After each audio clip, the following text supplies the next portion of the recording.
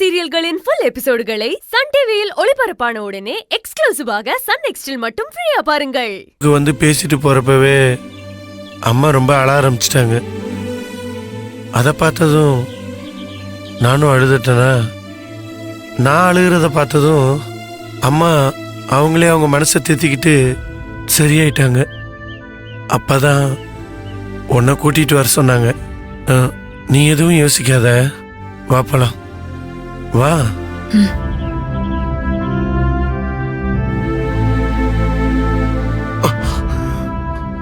வா ஈஸ்வரி. இந்த வீட்டுல இத்தனை வருஷமா சம்பத்தை பத்தி நான் தான் சொல்லிட்டு இருந்தேன். ஆனா யாருமே என் பேச்ச நம்பவே இல்லை. சம்பத் தப்பானவன்னு எனக்கு தெரிஞ்சதே தவிர அதை என்னால ஆதாரத்தோட நிரூபிக்க முடியல.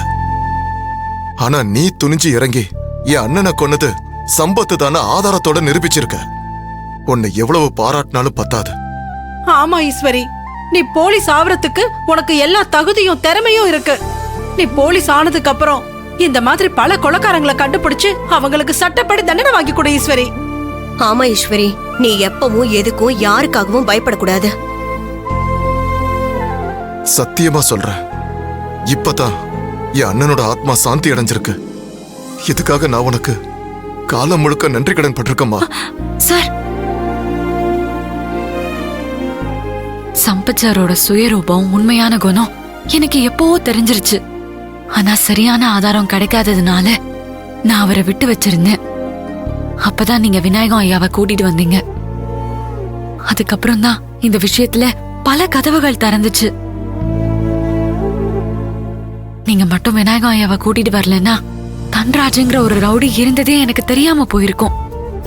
அதனால உங்களுக்கு நான் தான் நன்றி சொல்லணும் சார். மத்தபடி இதுல நான் செஞ்சது ஒன்னும் இல்ல. சம்பத் சாருக்கு காலமும் கடவுளும் கொடுத்த தண்டனை தான் இது. சரிங்க சார், நான் போய் அத்தைய பாத்துட்டு வரேன். சரி ஈஸ்வரி. வாங்க சின்னையா.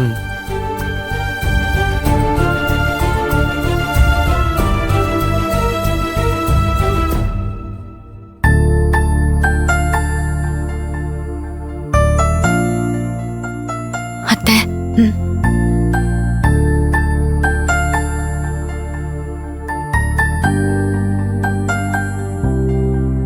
என்னத்த? ஒண்ணு இல்லம்மா. அத்தை, நடந்ததையே நினைச்சு கவலைப்பட்டு இருக்காதீங்க. ஏ இல்ல ஈஸ்வரி, நான் நடந்ததை நினைச்சு கவலைப்படல. நடக்க போறத நினைச்சாதான் மனசுக்கு கஷ்டமா இருக்கு. என்னத்த? நீ ட்ரைனிங்க்கு போறது ஒரு விதத்துல மனசுக்கு சந்தோஷமா தான் இருக்கு. ஆனா அதே நேரத்துல இந்த மாதிரி ஒரு இக்கட்டான நிலைமையில என்ன விட்டுட்டு போறியோன்னு மனசுக்கு நெருடலாவும் இருக்கு. அத்தை, அந்த மாதிரி ஒரு நிலைமை இப்ப வந்துருச்சு. அதான். அத்தை, எனக்கும் இந்த நேரத்துல உங்களை விட்டு போறது மனசுக்கு ரொம்ப கஷ்டமா தான் இருக்கு. ஆனா நீங்க ஒன்னும் கவலைப்படாதீங்க. நான் இல்லைனாலும் என் கண்ணும் மனசும் இங்கதான் இருக்கும். சிசிடிவி கேமரா மூலமா இங்க என்ன நடக்குதுன்னு நான் பார்த்துட்டே தான் இருப்பேன். அதோட இல்லாம நீங்க எப்ப நினைச்சாலும் எனக்கு வீடியோ கால் பண்ணி பேசலாம் அத்தை. அப்படியா? அப்படி இல்ல நான் உனக்கு பண்ணேன்னா உனக்கு அங்க டிஸ்டர்பன்ஸா இருக்காது? அதெல்லாம் ஒன்னும் இல்ல அத்தை. நீங்க எப்ப வேணாலும் என்ன கூப்பிடுங்க. சரி. இந்த ட்ரைனிங் பீரியட் சொடக்கு போடுற நேரத்துல ஓடி போயிடும். சீக்கிரமே ட்ரைனிங் முடிச்சிட்டு IPS ஆபீசரா உங்க முன்னாடி வந்து நிப்பேன்.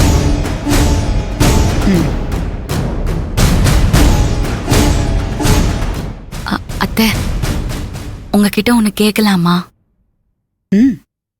சொல்லு.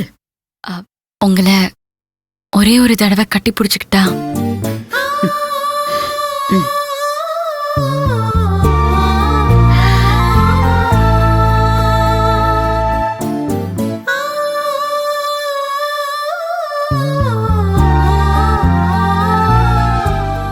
அத்தை, நான் IPS ஆகி சீக்கிரம் வந்துருவேன்.